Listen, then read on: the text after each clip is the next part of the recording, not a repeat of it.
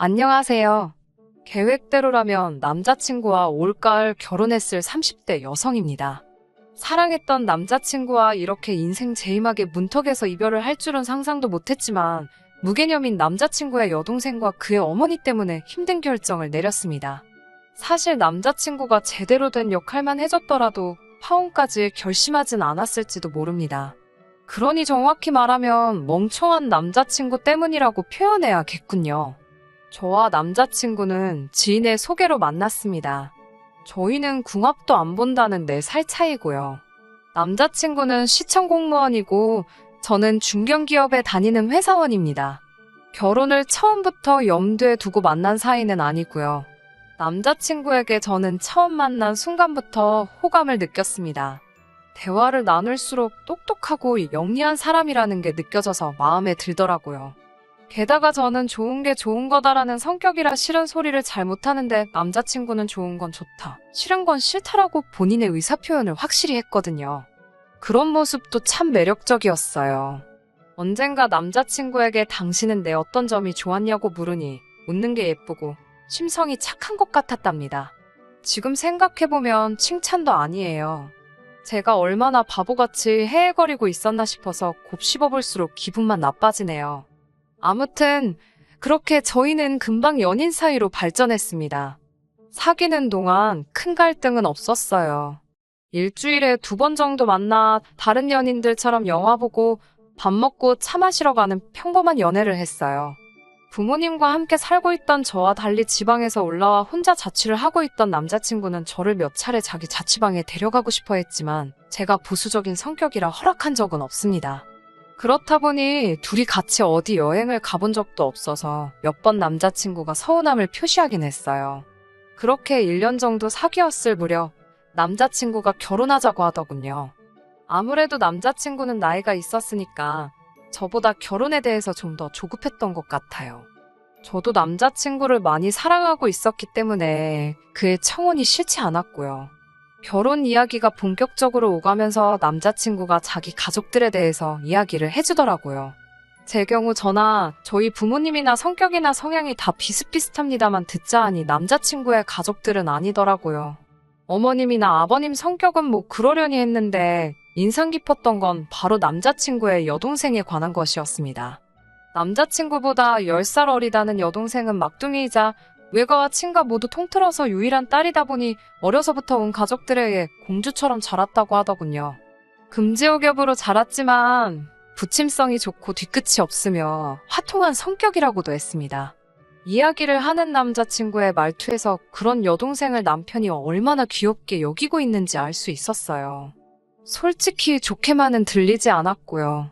하지만 오빠가 동생을 예뻐한다는데 그걸 제가 이러쿵저러쿵 말할 것은 못 되었고 제가 남자친구와 실제로 결혼을 하게 되더라도 앞으로 마주치면 얼마나 마주치겠나 싶어서 별말은 하지 않았습니다. 그때만 해도 저에게 큰 피해를 주거나 한 것도 아니었고요. 처음으로 인사를 드리러 간 날이었습니다. 남자친구 집에 도착해 들어가니 어머님이 저희를 반겨주셨고 거실에는 아버님과 남자친구의 여동생이 앉아 있었어요. 제가 사간 선물을 내려놓으니 여동생이 와서 보더라고요.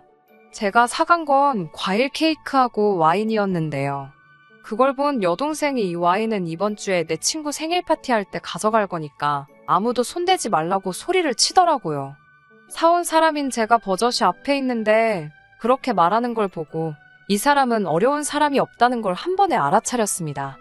그런 여동생에게 남자친구는 한술 더 떠서는 필요하면 오빠가 또 사줄게 그러고 있는데 솔직히 꼴사납더라고요. 식사 준비를 하신다며 어머님이 부엌으로 향하셨고 저는 손님이니까 당연히 따라가지 않았어요. 그런데 신우가 저더러 언니는 안 하냐고 묻더라고요. 제가 무슨 이야기냐고 묻자 우리 엄마 혼자 부엌에 있는데 언니 가서 안 도와줄 거야 라고 반말로 묻더라고요. 반말로요. 처음부터 계속해서 반말로 말하는데 제가 윗사람 노릇을 하고 싶어서가 아니라 초면이잖아요. 초면에 거리낌 없이 반말로 하고 싶은 말을 다 하는 여동생을 보고 있자니 여러 의미로 대단하다 싶더라고요. 그렇다고 제가 같이 반말을 할 수는 없는 노릇이었으니 아가씨가 도와드리면 되지 않나요? 라고 물었습니다. 그러자 다시 저에게 며느리가 왔는데 딸이 왜 하냐고 하기 싫으면 하지 말랍니다. 그러면서 제 남자친구한테 오빠가 가서 얼른 도와드려. 오빠 손님이잖아라고 약간 빈정거리듯 말하더군요. 어쩌면 빈정거린 게 아닐지도 모릅니다. 하지만 제가 느낀 건 빈정거린 게 아니라면 이 사람은 정말 생각이 없다는 거였어요. 다행히 그 사이에 어머님이 식사 준비 다 되었다며 저희를 부르셨어요. 식탁에 모여 앉았는데 이번에도 여동생은 아무것도 하지 않고 가만히 앉아 있더라고요. 제가 결국 수저랑 젓가락 놓는 걸 도왔습니다. 물론 전혀 어려운 일은 아니었지만 그 여동생의 태도가 짜증이 났어요. 이제 정말 준비가 다 되어서 식사를 하려는데 그 여동생이 저에게 나 물 좀 이러면서 컵을 주더라고요. 물론 정수기가 제 뒤에 있기는 했지만 황당하더라고요. 식사를 시작하면서 남자친구 부모님은 저에게 이런저런 질문들을 하셨습니다.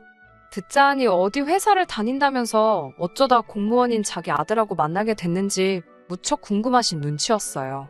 절대 무시하는 건 아니지만 남편은 3년차 구급 공무원이었고 저는 회사에서 대리였는데 시부모님은 회사 생활을 한 번도 해본 적이 없으신 분들이라 그런지 무조건 공무원이 최고다라고 생각하시더군요. 제가 돈은 훨씬 더 많이 벌고 있었는데 말이지요. 아들이 공무원이라 며느리는 최소한 사자는 볼 줄 알았다는 시어머니를 보고 있자니 정말 뭘 모르시는구나 싶어서 기분이 나쁘긴커녕 되려 웃음이 다 나왔습니다. 어찌됐건 남편 될 사람의 가족들을 처음 만난 자리이니 밥이 술술 넘어가진 않았습니다. 자리도 불편했고 긴장한 탓도 있었겠지요. 그런 와중에 남자친구의 여동생이 밥이 입맛에 안 맞는다며 먼저 자리에서 일어나려고 하더라고요. 보통 손님이 와 있으면 그래도 끝까지 자리를 지키는 게 매너 아닌가요? 그리고 열심히 준비하신 어머님의 정성도 생각을 해야 하잖아요. 그런데 그 여동생은 어머님께 음식을 뭐 이렇게 만들었냐며 다들 이게 먹을만 하냐고 묻는데 짜증을 내더니 토할 것 같다면서 자리에서 일어났습니다. 어머님은 어쩔 줄 몰라 하시면서 몇 번이고 간을 다시 보셨고요. 저한테는 괜찮고 맛있는 음식이었는데 딸의 말 한마디에 안절부절 못하시는 어머님을 보고 있자니 어머님이 안쓰러울 지경이었네요. 식사를 마치고 온 가족이 다시 거실로 모였습니다. 어머님께서 주방에서 복숭아를 몇 개 가지고 오시더니 제 앞에 쓱 밀어놓으시더라고요. 본능적으로 나더러 깎으라는 거구나 싶었지만 저는 복숭아 알레르기가 있거든요. 어머님께 알레르기가 있어서 전 못 먹는다고 말씀드렸고 이미 그 사실을 알고 있던 남자친구가 아무렇지 않게 가져다가 자기가 깎기 시작했어요. 어머님을 슬쩍 쳐다보니 아니나 다를까 표정이 영 좋지 않으시더라고요. 보고도 그냥 모른 채 했어요. 그런데 복숭아를 깎아 놓기가 무섭게 전부 남자친구 여동생 입으로 들어가더라고요. 어머님이나 아버님께 먼저 드셔보라는 말 한마디를 안 하더군요. 하나 깎아놓으면 낼름 가져다 먹고 그러는 모습이 어찌나 야가 보였는지 몰라요. 그렇게 어색한 첫 만남을 뒤로하고 집으로 돌아왔습니다. 남자친구의 차가 눈앞에서 사라지는 걸 보고 나서 저는 편의점에 가서 맥주를 사들고 집에 들어왔습니다. 혼자 맥주를 마시며 하루를 곱씹어보고 있는데 남자친구에게 전화가 걸려왔어요. 오늘 정말 분위기가 좋았던 것 같지 않냐는 남자친구의 말에 할 말을 잃을 뻔했습니다. 저는 당신 여동생이 너무 신경 쓰인다고 솔직히 말했습니다. 초면부터 반말에 예의도 없고 당신 집안에서는 얼마나 귀한 딸이라 그렇게 마음대로 행동하는지 몰라도 내 입장에서는 나를 무시하는 걸로 느껴졌다고요. 그러자 남자친구는 워낙에 동생이 어리고 철이 없어서 그런 거라며 막상 결혼하면 우리는 서울에서 따로 살 거니까 너무 신경 쓰지 않아도 된답니다. 1년에 보면 몇 번이나 보겠냐면서 그냥 그러려니 하고 넘기라더군요. 우리 둘만 잘 살면 되는 거 아니냐면서요. 그 일이 있고 얼마 지나지 않아 상견례를 하게 되었습니다. 상견례 장소는 남자친구의 부모님이 이동수단이 없었기에 저희가 내려가는 쪽으로 이야기가 되었습니다. 사실 저희 부모님이나 저나 남자친구 총 상견례 참석 인원 6명 중 4명이 서울에 사는데 서울에서 2시간이나 떨어진 곳까지 4사람이 이동해야 한다는 게 논리적으로 맞다고 생각했지만 저희 부모님께서 괜찮다고 이참에 외곽으로 맛있는 밥 한 끼 먹으러 간다고 생각하자 하셨습니다. 상견례는 아무래도 양가 어른들이 혼사에 대해서 이야기하는 자리라고 생각했기 때문에 남자친구의 여동생은 부르지 않기로 했었어요. 솔직히 말하면 저번에 제가 받은 첫인상이 좋지 않았던 것도 한몫했고요. 남자친구도 제 의견을 존중한다 했으니 그 부분에 있어선 조금의 걱정이나 의심이 없었습니다. 하지만 정작 상견례 장소에 도착하니 남자친구의 여동생이 버젓이 한 자리 차지하고 앉아있더라고요. 어이가 없어서 남자친구를 쳐다보니 남자친구가 너는 여기 왜 나왔냐고 한 소리 하긴 하더라고요. 그러자 한다는 소리가 집에 있어봤자 심심하니까 따라 나왔다는 거예요. 옆에서 어머님도 하신다는 말이 집에 딱히 먹을 것도 없고 나와서 한 끼 맛있게 먹으라고 데리고 오셨답니다. 음식이 하나씩 나올 때마다 남자친구의 여동생은 전체 테이블 샷을 찍어야 한다며 모든 사람들을 멈추게 했습니다. 그리고는 음식 사진 한 장, 전체 테이블 사진 한 장 이렇게 찍어대더라고요. 황당했지만 저희 부모님이 요즘 애들이 다 그런 것 같다면서 최대한 협조를 해주고 계셨어요. 저로선 진짜 황당했지요. 그러다가 남자친구 여동생이 잠시 화장실을 간다고 자리를 비웠고 그 사이에 메인 메뉴가 나왔습니다. 사진가가 자리를 비웠고 사진을 찍은 뒤 식사를 하는 것에 익숙하지 않으셨던 어른들은 아무 의심 없이 한술 뜨셨습니다. 그때 화장실에서 돌아온 남자친구의 여동생이 소리를 지르더니 사진도 안 찍었는데 왜 식사를 하냐면서 어른들한테 무안을 주더라고요. 누가 봐도 정말 싸가지가 없는 행동이잖아요. 남자친구가 적당히 하라고 한마디 하니까 어떻게 오빠가 자기한테 말을 그렇게 하냐면서 냅다 울어버리더군요. 그러자 어머님은 넌 왜 말을 그렇게 하냐면서 먼저 밥 먹어서 미안하다고 사과를 하고 계신 거예요. 아버님은 저희 부모님한테 한다는 소리가 당신 딸이 마음이 여려서 그렇답니다. 진지하고 엄숙한 분위기에서 상견례가 이루어지길 바랬는데 이건 뭐 개편 5분 전이었어요. 저야말로 울고 싶은 심정이었습니다. 저희 부모님께서 신혼집을 비롯한 혼수나 예물 등은 어떻게 하는 게 좋을지 물어보셨습니다. 저와 남자친구는 사실 이미 어느 정도 이야기가 되어 있는 상황이었고 저희 부모님도 그 내용을 대강 파악하고 계셨지만 그래도 확실히 해두는 편이 좋으니 먼저 말씀을 꺼내신 거였어요. 그러자 시어머니께선 공무원이면 연금이 얼마나 짱짱한지 아시냐면서 요즘에 공무원 배우자가 인기가 최고라는데 들어본 적 없으시냐고 그놈의 공무원 타령을 몇 번이고 하시더라고요. 듣다 못한 저희 어머니가 공무원도 살 집은 있어야 하지 않겠냐고 물으셨고 그제서야 어머님께서는 아들이 일단 자취를 하고 있으니 그 자취방 보증금을 빼면 어느 정도 돈이 될 거라 하시더군요. 제가 알기론 그 보증금은 남자친구가 벌어서 모은 돈이지 시부모님한테 받은 돈이 아닌데 그렇게 말씀하시니 순간 당황스러웠습니다. 와중에 저희 어머니께서 다시 한번 그래서 정확히 얼마를 도와주실 수 있냐고 단도직입적으로 물으셨어요. 그때 난처해야 하는 어머님 옆에서 남자친구의 여동생이 자기가 유학을 가야 돼서 오빠한테 줄 돈이 없답니다. 지 오빠한테 한다는 소리가 장가가고 싶으면 오빠 능력으로 가래요. 자기 목 탐내지 말고요. 어머님과 아버님도 자기 딸은 아직 어려서 당신들이 도와줘야 한다며 애둘러서 거절 의사를 표현하시더군요. 처음부터 큰 기대도 없었기에 전 그다지 실망하지 않았지만 면전에서 거절을 당하신 저희 부모님은 마음이 무척 상하신 눈치였어요. 그렇다 보니 그 이후로는 제대로 된 이야기가 오가지 못했습니다.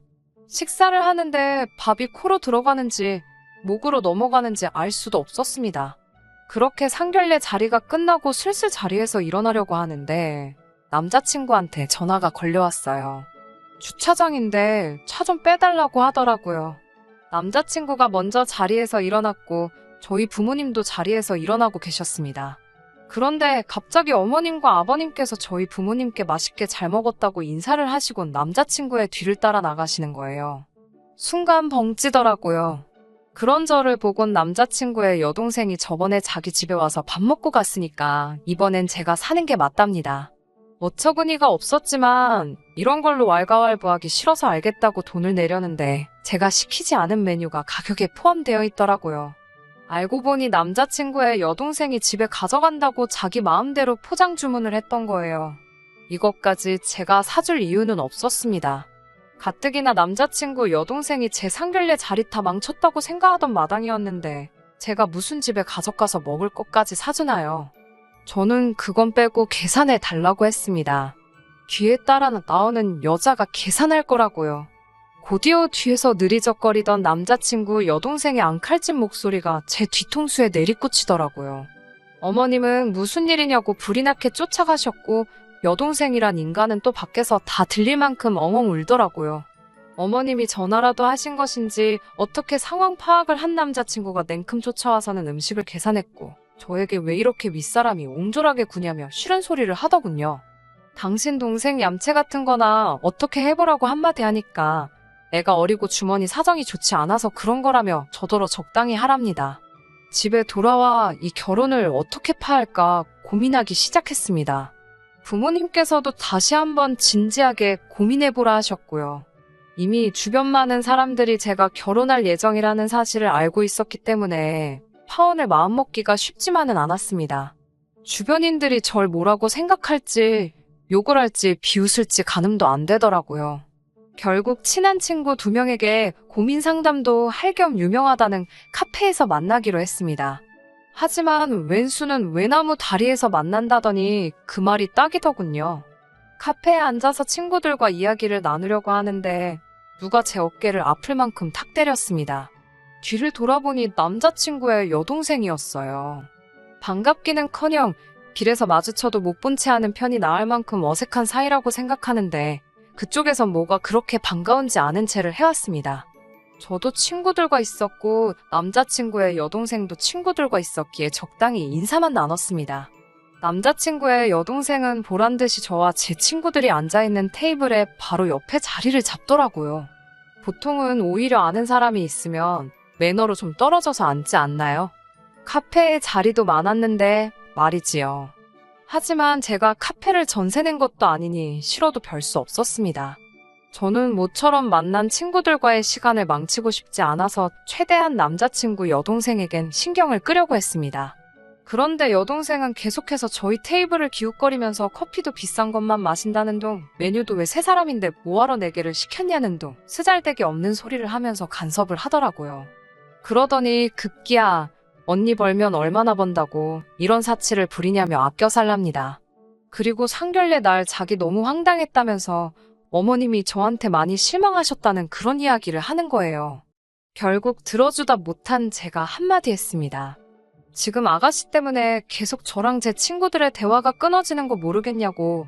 가족 얘기는 나중에 둘이 있을 때에도 늦지 않을 것 같다고요. 지금은 저는 친구들하고 시간을 보내러 온 거고 아가씨도 아가씨대로 볼 일이 있을 테니 볼일 잘 보고 집에 가라고 했습니다. 남자친구의 여동생도 그제서야 좀 민망했는지 얼굴이 울그락불그락 하더라고요.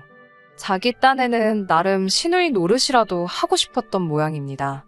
가까스로 여동생을 무시하고 다시 친구들과의 대화에 집중하려고 하는데 이번엔 남자친구 여동생이 저와 제 친구들을 힐끗거리며 수군거리기 시작했습니다.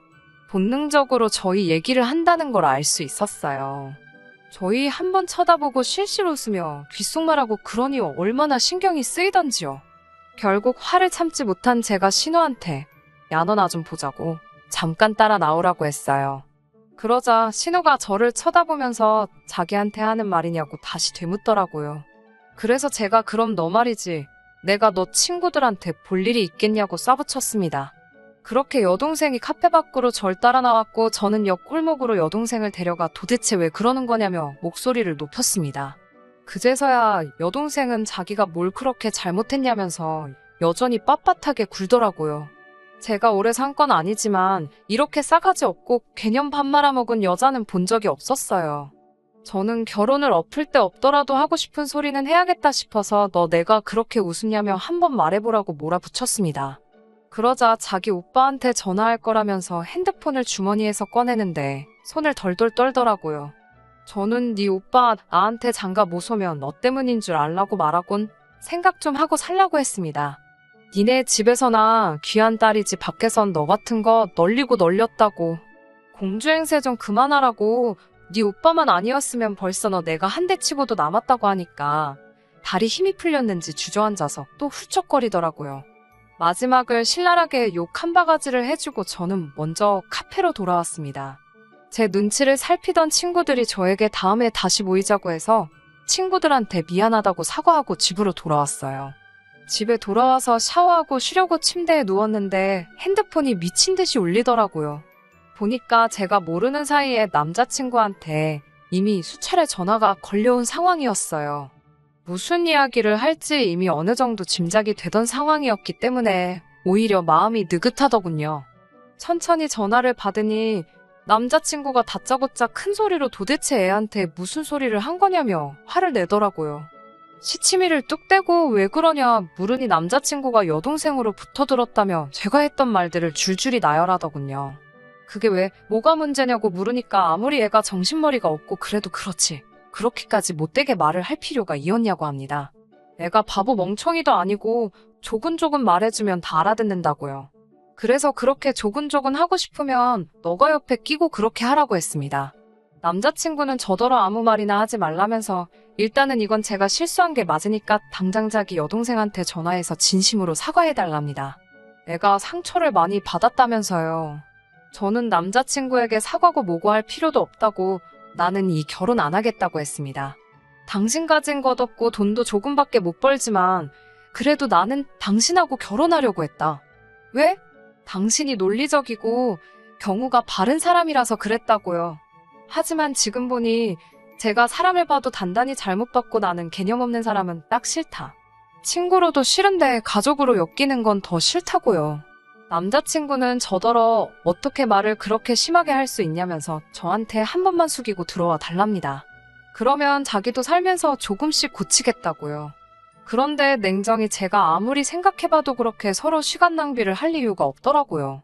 결국 제 뜻대로 헤어졌습니다. 솔직히 이런저런 이유를 떠나서 이미 정이 떨어질 대로 떨어진 탓이라 방법이 없더라고요. 그렇게 저는 결국 파혼을 하게 되었고 저는 지금 너무나 자유롭고 행복한 상황입니다. 주변에 파혼 소식을 알렸을 때 반응들은 제 예상과는 많이 달랐습니다. 저를 욕하거나 비난하진 않을까 두려웠는데 정작 이혼보다는 파혼이 낫다며 저한테 용기 있는 선택을 잘 내렸다고 장하다고 해주더군요.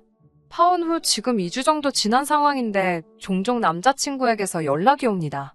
한 번은 저에게 제가 그토록 원한다면 두 번 다시 여동생은 안 보고 살겠다지만 그게 불가능하다는 건 저도 이 사연을 들으시는 여러분들도 다 알고 계시리라 믿습니다. 저는 다시 예전으로 돌아갈 생각이 없어요. 그저 당분간은 미래를 보고 열심히 저만의 인생을 살아보려고 합니다.